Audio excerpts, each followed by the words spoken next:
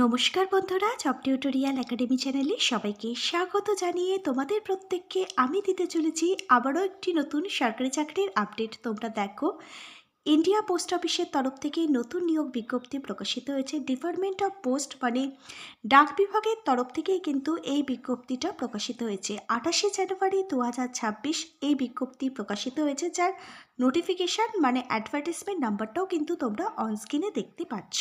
তোমরা দেখো, এই সপ্তাহ থেকেই কিন্তু এখানে আবেদন প্রক্রিয়াটি শুরু হয়ে গেছে। এখানে জিডিএস মানে গ্রামীণ ডাকসেবক ছাড়াও কিন্তু আরও অন্যান্য বিভিন্ন পোস্টে নিয়োগ করানো হচ্ছে। এখানে বিভিন্ন পোস্টগুলোর মধ্যে রয়েছে বিপিএম, যাকে বলা হয় branch postmaster, ABPM assistant branch postmaster, এছাড়াও ডাকসেবক পোস্টে কিন্তু নিয়োগ করানো হচ্ছে। তুমি যদি একজন ইন্ডিয়ান সিটিজেন মানে ভারতীয় নাগরিক হয়ে থাকো, ভারতবর্ষের যে কোনো রাজ্যে যে কোনো জেলা থেকে তুমি এখানে তোমার আবেদনটি করতে পারবে। তুমি পশ্চিমবঙ্গের 23 জেলা থেকে এখানে আবেদন করতে পারবে। তুমি যদি আসাম এবং ত্রিপুরা থেকে আজকে আমাদের এই ভিডিওটা দেখে থাকো, তাহলে তুমি আসাম এবং ত্রিপুরা থেকেও কিন্তু এখানে আবেদনটি করতে পারবে। শুধুমাত্র মাধ্যমিক বা শিক্ষাগত যোগ্যতাটি যদি তোমার থেকে থাকে, তাহলেই তুমি কিন্তু এখানে আবেদনটি করতে পারবে। এখানে তোমরা মেল এবং ফিমেল প্রত্যেকেই আবেদন করতে পারবে।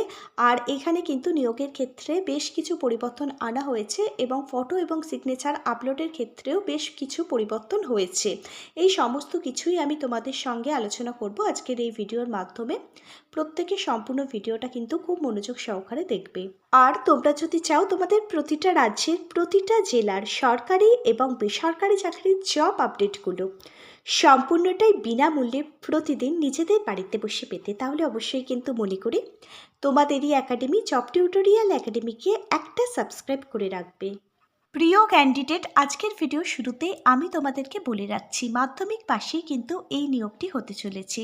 আর এই মাধ্যমিক বা শিক্ষাগত যোগ্যতায় তোমরা যারা এখানে আবেদনটি করতে চাইছো, এখানে কিন্তু সম্পূর্ণ আবেদনটি তোমাদের প্রত্যেককে অফলাইনে নয়, এবারে কিন্তু অনলাইনে করতে হবে।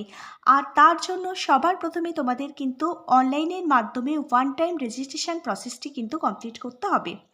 রেজিস্ট্রেশন প্রসেসটি কমপ্লিট হয়ে যাওয়ার পর আইডি পাসওয়ার্ডটা পেয়ে যাবে এবং সেই আইডি পাসওয়ার্ড দিয়ে কিন্তু তোমরা অ্যাপ্লিকেশন ফর্মটা লগ ইন করতে পারবে। তারপর ডকুমেন্ট থেকে তোমাদের ফিল আপ করতে হবে এবং ফাইনাল সাবমিট করতে হবে। এখানে অনলাইনের মাধ্যমে রেজিস্ট্রেশন প্রক্রিয়াটি শুরু হয়েছে 31শে জানুয়ারি 2026 থেকে। লাস্ট রেজিস্ট্রেশন প্রক্রিয়াটি চলবে 14ই ফেব্রুয়ারি 2026 পর্যন্ত।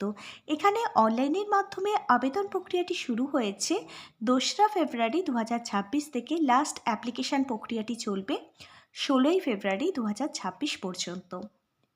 খুব অল্প দিন কিন্তু তোমাদেরকে সময় দেওয়া হয়েছে অনলাইন আবেদনের জন্য। তোমরা কিন্তু এখানে খুব তাড়াতাড়ি ঠিকঠাকভাবে আবেদন প্রক্রিয়াটি কমপ্লিট করে নিও, যারা এখানে আবেদন করবার জন্য ইচ্ছুক আছো। এবার দেখো, আবেদনটি করবার সময় কোনো জায়গা যদি ভুল হয়ে যায় তোমরা কারেকশান করতে পারবে। তার জন্য দেখো, এডিট উইন্ডো ওপেন হয়ে যাবে 18ই ফেব্রুয়ারি 2026 থেকে 19শে ফেব্রুয়ারি 2026-এর মধ্যে।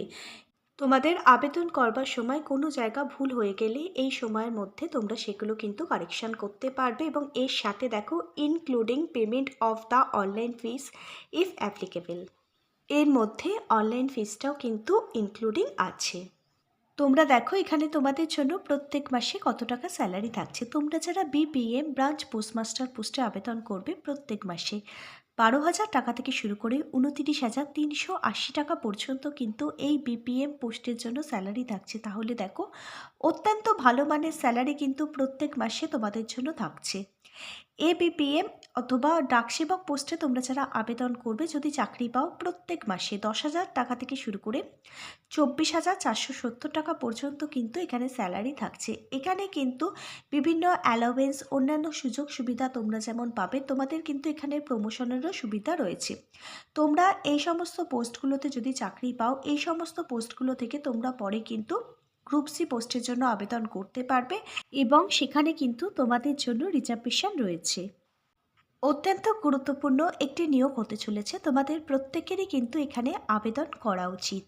এবার তোমরা দেখে নাও এখানে আবেদনটি করবার জন্য কি যোগ্যতার প্রয়োজন। এখানে দেখো, এলিজিবিলিটি ক্রাইটেরিয়াগুলোর মধ্যে সবার প্রথমে দেখো, আবেদনটি করবার জন্য এজ লিমিট কি থাকতে হবে।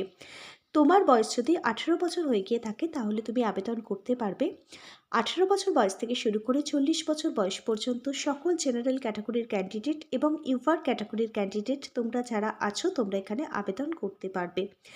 এবার তোমরা দেখে নাও এখানে কাদের কাদের বয়সের ছাড় রয়েছে।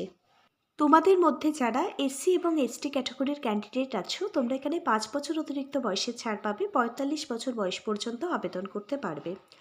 ওবিসি আদার ব্যাকওয়ার্ড ক্লাস ক্যান্ডিডেট যারা আছো তারা এখানে 3 বছর অতিরিক্ত বয়সের ছাড় পাবে, 43 বছর বয়স পর্যন্ত তোমরা তোমাদের আবেদনটি করতে পারবে। তোমাদের মধ্যে যাদের ফিজিক্যাল ডিসএবিলিটি আছে, তোমরা যারা পিডাব্লিউবিডি ক্যাটাগরির ক্যান্ডিডেট আছো তোমরা এখানে 10 বছর অতিরিক্ত বয়সের ছাড় পাবে। এবার তোমরা দেখে নাও এখানে আবেদনের জন্য শিক্ষাগত যোগ্যতা কি থাকলে তোমরা এখানে আবেদন করতে পারবে। তুমি যদি যে কোনো ধরনের স্কুল বোর্ড থেকে ক্লাস 10 মাধ্যমিক পাশ করে থাকো তাহলে তুমি আবেদন করতে পারবে, এবং মাধ্যমিক পাশের যে রেজাল্টটি রয়েছে সেখানে যেন ম্যাথামেটিক্স এবং ইংলিশ এই দুটো বিষয় অবশ্যই থাকে। আশা রাখছি এই দুটো বিষয় প্রত্যেকেরই আছে মাধ্যমিকের যে রেজাল্ট সেই রেজাল্টের মধ্যে। এখানে অবশ্যই কিন্তু তোমাকে লোকাল ল্যাঙ্গুয়েজ, স্থানীয় ভাষা, বাংলা ভাষা জানতে হবে। আর অবশ্যই যেন মাধ্যমিকে যে সাবজেক্টগুলো তুমি পরীক্ষা দিয়েছো সেই সাবজেক্টের মধ্যে বাংলা ভাষা থাকে, তাহলেই তুমি আবেদন করতে পারবে। এবার তোমাদের মধ্যে অনেকের প্রশ্ন আসছে যে যারা ইংলিশ মিডিয়াম থেকে পড়াশোনা করেছো তাদের তো বেঙ্গলি ল্যাঙ্গুয়েজ মাধ্যমিকে ছিল না, তাহলে তারা কি এখানে আবেদন করতে পারবে না? হ্যাঁ, তারাও এখানে আবেদন করতে হবে। সেক্ষেত্রে যেহেতু তোমাদের ফার্স্ট ল্যাঙ্গুয়েজ হিন্দি ছিল, সেক্ষেত্রে তোমরা কিন্তু অন্যান্য স্টেটের হয়ে আবেদন করতে পারবে। যে স্টেটে হিন্দি ল্যাঙ্গুয়েজের চল আছে সেই স্টেটের জন্য তোমরা আবেদন করতে পারবে। বাংলার জন্য তোমরা যদি আবেদন করতে চাও, মানে ওয়েস্ট বেঙ্গলের জন্য, তাহলে অবশ্যই কিন্তু তোমাকে বাংলা ভাষা জানতে হবে। আর এখানে কিন্তু তুমি তোমার নিজের জেলার মধ্যেই তোমার জব পোস্টিংটা পেয়ে যাবে। এখানে আদার্স কোনো এক্সপিরিয়েন্সের কিন্তু প্রয়োজন হয়নি। ফ্রেশার্স ক্যান্ডিডেট প্রত্যেকেই এখানে আবেদন করতে পারবে। আশা রাখছি এতটা পর্যন্ত তোমরা প্রত্যেকেই বুঝতে পেরেছো। এবার দেখে নাও আদার্স কোয়ালিফিকেশান। এখানে দেখো নলেজ অফ কম্পিউটার, তোমাকে কিন্তু অবশ্যই কম্পিউটার জানতে হবে। কম্পিউটারের যে 1 বছরের ডিপ্লোমা কোর্স হয় এবং 6 মাসের যে বেসিক কম্পিউটার কোর্স হয় সেই কোর্স দুটোর সার্টিফিকেট কিন্তু এখানে চাওয়া হয়নি, শুধুমাত্র বলেছে তোমাকে কম্পিউটার জানতে হবে আবেদনটি করবার জন্য। এবং দেখো এখানে নলেজ অফ সাইকেল, মানে তোমাকে কিন্তু সাইকেলিং চালানো জানতে হবে।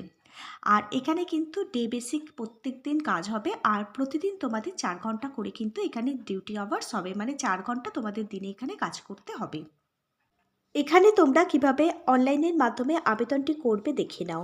এখানে দুটো অফিসিয়াল ওয়েবসাইটের মধ্যে থেকে তোমাদের যে কোনো একটি অফিসিয়াল ওয়েবসাইট ভিজিট করে অনলাইনের মাধ্যমে আবেদনটি কমপ্লিট করতে হবে। দুটি অফিসিয়াল ওয়েবসাইটের মধ্যে একটি অফিসিয়াল ওয়েবসাইট হচ্ছে https://indiapost.gov.in, অন্য আরেকটি অফিসিয়াল ওয়েবসাইট হচ্ছে GDS অনলাইন এঙ্গেজমেন্ট। এই দুটো অফিসিয়াল ওয়েবসাইটের মধ্যে যে কোনো একটি অফিসিয়াল ওয়েবসাইট ভিজিট করেই সবার প্রথমে রেজিস্ট্রেশন প্রসেস কমপ্লিট করতে হবে। 1 টাইম রেজিস্ট্রেশন করতে হবে। আইডি পাসওয়ার্ডটা পেয়ে গেলে তোমরা অ্যাপ্লিকেশন ফর্মটা লগ ইন করে নেবে, সুন্দরভাবে ফিল আপ করে আবেদন ফর্মটি ফাইনাল সাবমিট করে দেবে। অফিসিয়াল ওয়েবসাইটটির লিঙ্ক প্রয়োজন হয়ে থাকলে নিচের কমেন্ট বক্সে কমেন্ট করে জানিও, আমরা তোমাদেরকে লিঙ্কটা প্রোভাইড করে দেবো। অনলাইন আবেদনটি করবার সময় কোনো জায়গায় যদি কোনো অসুবিধা হয়ে থাকে নিচের কমেন্ট বক্সে কমেন্ট করে জানিও, আমরা তোমাদের জন্য একটি ডেডিকেটেড ভিডিও কিন্তু বানিয়ে দেবো কিভাবে তোমরা এখানে অ্যাপ্লাই করবে। প্রত্যেকটা স্টেপ বাই স্টেপ সেই ভিডিওর মাধ্যমে আমরা তোমাদেরকে দেখিয়ে দেবো। এবার তোমরা দেখে নাও এখানে সিলেকশন ক্রাইটেরিয়া কি রয়েছে। এখানে the applicant will be shortlisted for engagement on the basic of a system generated merit list, মানে তুমি এখানে আবেদনটি করবার পর যাদের আবেদন এখানে সিলেক্ট করা হবে তাদের কিন্তু নামের সিস্টেম জেনারেটেড একটি মেরিট লিস্ট প্রকাশিত হবে। এবার দেখো এখানে কোনো প্রকার রিটেন এক্সাম, লিখিত পরীক্ষা তোমাদেরকে কিন্তু দিতে হবে না।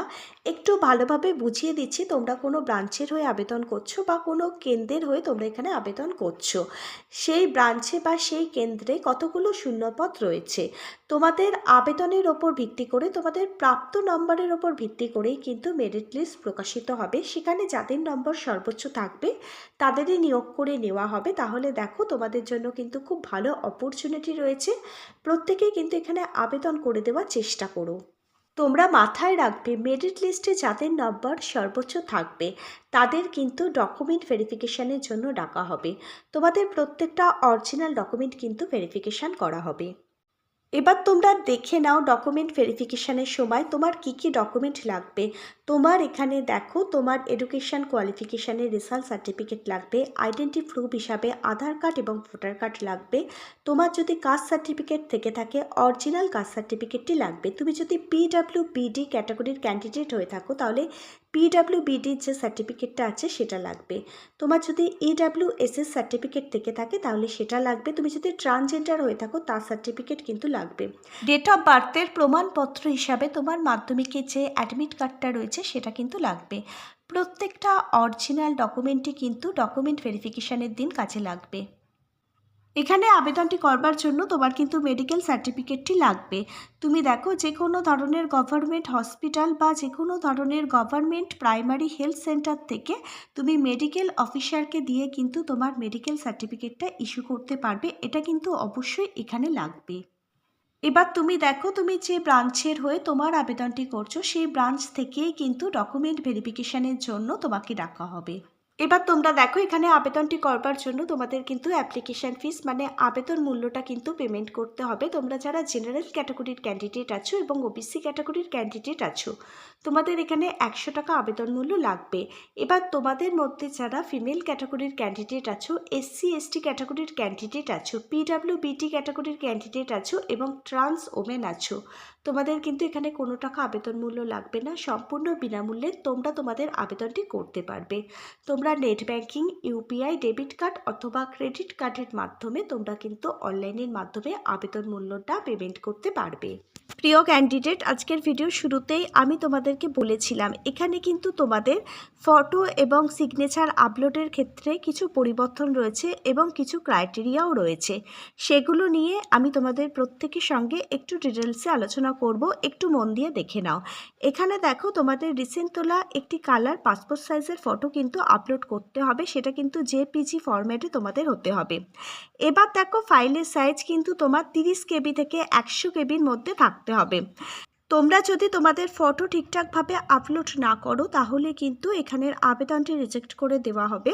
ম্যাক্সিমাম ক্ষেত্রে কিন্তু ফটোর জন্যই এই আবেদনটা রিজেক্ট হয়ে যায়। তোমরা দেখো ফটোর ব্যাকগ্রাউন্ড কিন্তু তোমাদের হোয়াইট থাকতে হবে, বা তুমি যদি সেলফি মুডে ফটো তোলো বা অন্য কোনো ভঙ্গিতে যদি ফটো তোলো তাহলে কিন্তু আবেদন রিজেক্ট হয়ে যাবে। আবেদনটি করবার আগে এগুলো কিন্তু মাথায় রাখবে। ফটো এবং সিগনেচার কোনো রকমভাবে যদি ব্লার হয়ে আপলোড হয়ে যায় তাহলে কিন্তু আবেদনটি রিজেক্ট হয়ে যাবে। এবার তোমরা দেখো এখানে তোমাদের কিন্তু সিগনেচার আপলোড করতে হবে। তোমাদের ব্ল্যাক কালি এবং ব্লু কালির পেনেই কিন্তু তোমাদের সিগনেচার করতে হবে। জেপিজি ফরম্যাটে তোমাদের সিগনেচার আপলোড করতে হবে।